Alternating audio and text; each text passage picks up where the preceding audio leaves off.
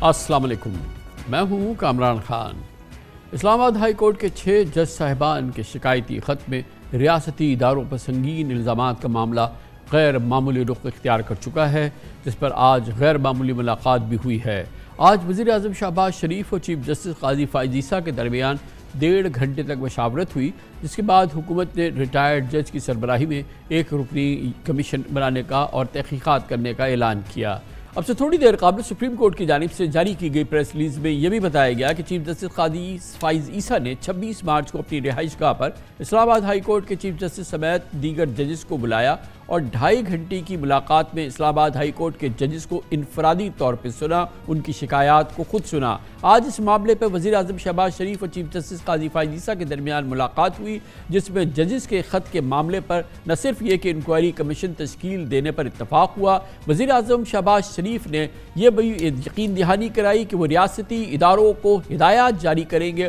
और इस बात की यकीन दहानी कराएंगे कि इस किस्म के मामलात इसके बाद ना हो और अदलिया की आज़ादी पे रियासती इदारे किसी सूरत से उनका कोई अमल दखल ना हो। इसके साथ ही ये फैसला हुआ है कि फैज़ाबाद धरना केस के फैसले की रोशनी में रियासती इदारों के हवाले से कानून साजी समेत अदलिया की आज़ादी को यकीनी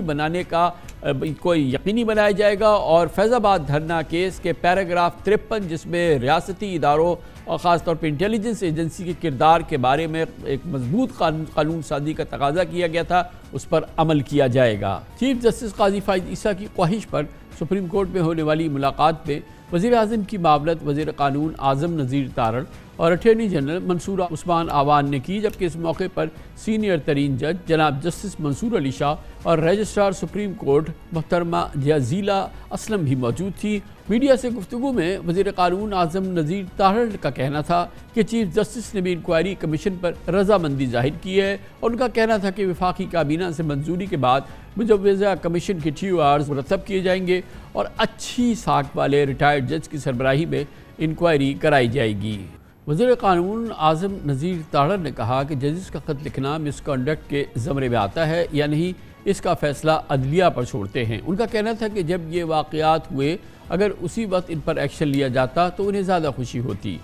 यकीनन पाकिस्तान के पेचीदा सियासी और आइनी मामलात कोई राज की बात नहीं, लेकिन इस्लामाबाद हाई कोर्ट के 6 जजेस के हसास इदारों पर इल्ज़ामात के बाद ऐसा लग रहा है कि जुडिशल सिस्टम खुद इंसाफ और एहतसाब का तकाजा कर रहा है। आज सीनियर कानूनदान एतजाज़ अहसन ने कहा कि इस्लामाबाद हाई कोर्ट के जजेस पिछले 1 साल से शिकायत कर रहे थे, लेकिन कोई सुनवाई नहीं हुई। उनका कहना था कि चीफ जस्टिस काजी फ़ाइज़ ईसा को चाहिए कि वो सुप्रीम कोर्ट के 11 या 13 जजेस पर मुश्तमिल तहक़ीक़ाती ट्रिब्यूनल बना दें।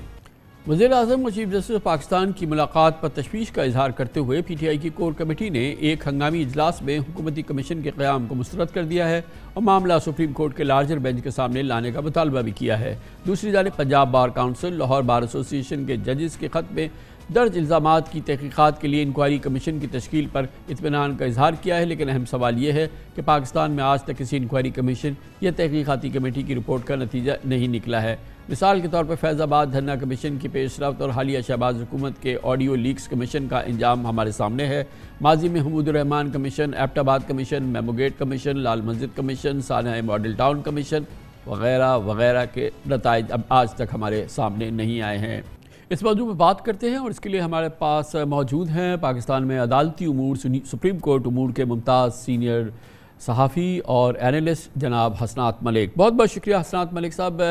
ये जो सिलसिला शुरू हुआ था इस्लामाबाद हाई कोर्ट के 6 जज साहिबान के शिकायत का और जो कि बहुत ही होशरुबा इल्ज़ामात उसमें थे, बहुत ही सीरियस इल्ज़ामात थे, उसका अब ऐसा लगता है कि ड्रॉप सीन हो गया है और बज़ाहिर ये लगता है कि अब ये बात बाहम तय हो गई है सुप्रीम कोर्ट और प्राइम मिनिस्टर के दरमियान कि एक अदालती कमीशन बनेगा जो कि रिटायर्ड जज होंगे और सिंगल रुकनी, वो इस मामले को देखेगा, कितने दिन में फ़ैसला करेगा, क्या जो इसके टर्म्स ऑफ रेफरेंस है वो अभी हुकूमत खुद तय करेगी। फिर उसके बाद ये तय हुआ है, जैसा कि इसमें कहा गया है, अभी जो सुप्रीम कोर्ट ऑफ पाकिस्तान से پریس ریلیز آیا ہے دوسری جو فل کورٹ میٹنگ ہوئی اس کے بعد کہ یہ بھی طے ہوا ہے کہ پرائم منسٹر نے اشور کیا ہے that he will be taking other appropriate measure to ensure an independent judiciary including issuance of directions to the relevant departments and initiating legislation in accordance with the paragraph 53 of suo motu number 7 2017 the Faizabad dharna. گویا کہ متعلقہ اداروں کو سخت احکامات جاری کیے جائیں گے کہ وہ عدلیہ کی آزادی میں کسی صورت سے دخل نہ دیں. دوسری چیز یہ کہ قانون بنایا جائے گا اس حوالے سے، اور اس کو وہ قانون ہوگا وہ جو کہ فیض آباد دھرنے میں دیا تھا سو موٹو کیس میں، جسٹس قاضی فائز عیسیٰ کا اپنا ہے، اس کا پیراگراف جو 53 ہے اس پہ عمل کیا جائے گا. تو یہ مجموعی طور پہ اس کا حل نکالا گیا اس پوری صورتحال کا. جی بالکل کامران صاحب، یہ جو آج سٹیٹمنٹ جاری ہوئی ہے 2 دن کی جتنے بھی ڈیولپمنٹ ہوئی اس کا بتایا گیا ہے کہ سب سے پہلے آج بات یہ ریویل ہوئی ہے کہ چیف جسٹس قاضی فائز عیسیٰ نے 26 تاریخ کو اپنی رہائش پہ اسلام آباد ہائی کورٹ کے یہ 6 ججز اور چیف جسٹس اسلام آباد ہائی کورٹ کو بلایا تھا، اور فرداً ان کے جو بھی ان کی شکایات تھیں وہ سنی.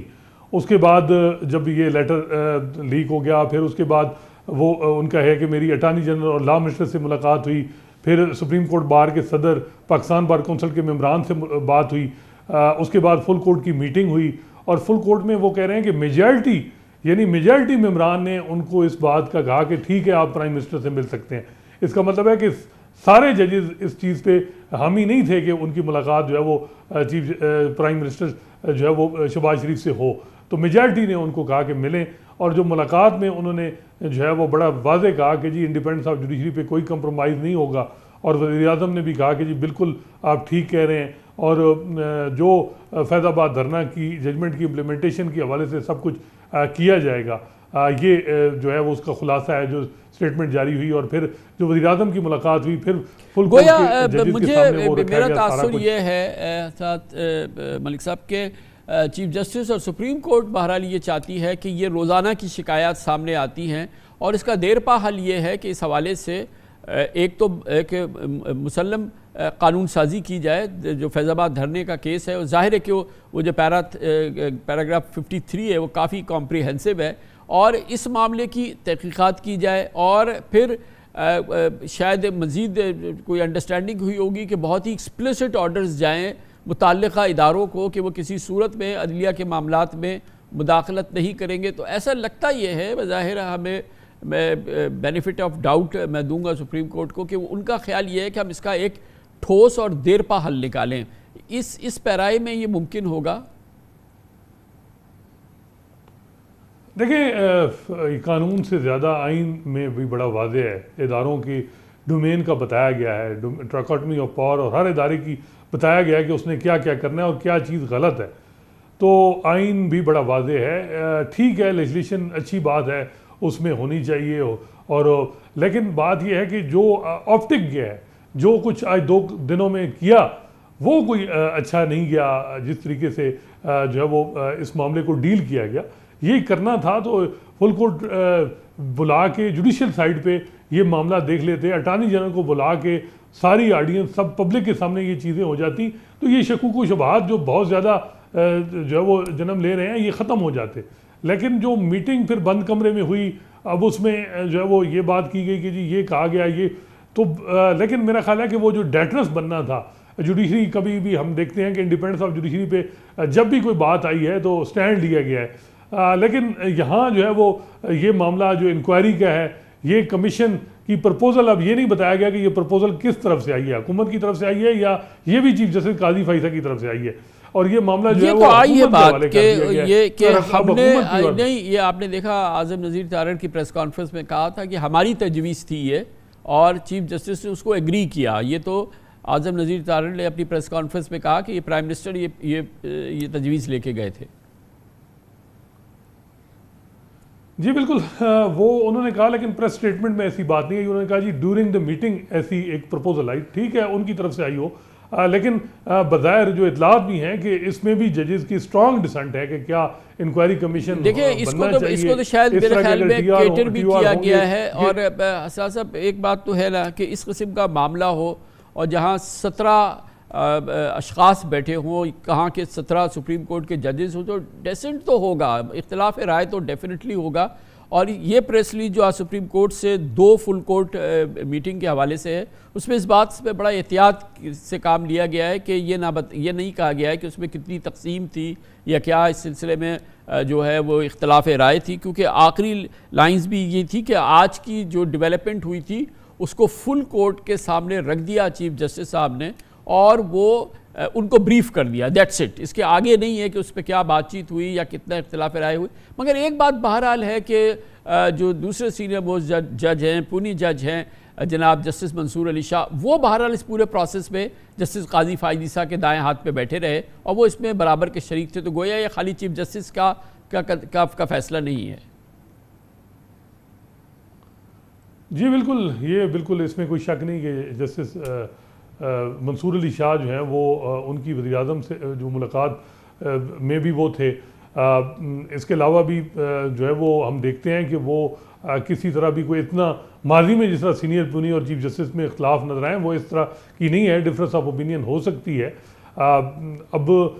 دیکھنا ہے کہ لیکن بظاہر یہ لگ رہا ہے کہ جو چیف جسٹس صاحب نے ہوم ورک پورا کیا, باہر کے جو اعلیٰ عہدیدار تھے ان سے بھی ملاقات کی, حکومتی عہدیداروں سے بھی ملاقات کی, اور ایک انکوائری کمیشن, اور انکوائری کمیشن بظاہر یہ لگ رہا ہے کہ یہ بات اب انڈورسمنٹ ہو گئی ہے. اس پہ بڑی اسٹرانگ ریزرویشن تو ہیں وکلاء کی طرف سے بھی, لیکن اب یہ ہو چکی ہے یہ معاملہ. اب اس نے انڈیپینڈنس آف جوڈیشری کو کتنا سیکیور کرنا ہے یہ اب وقت ہی بتائے گا.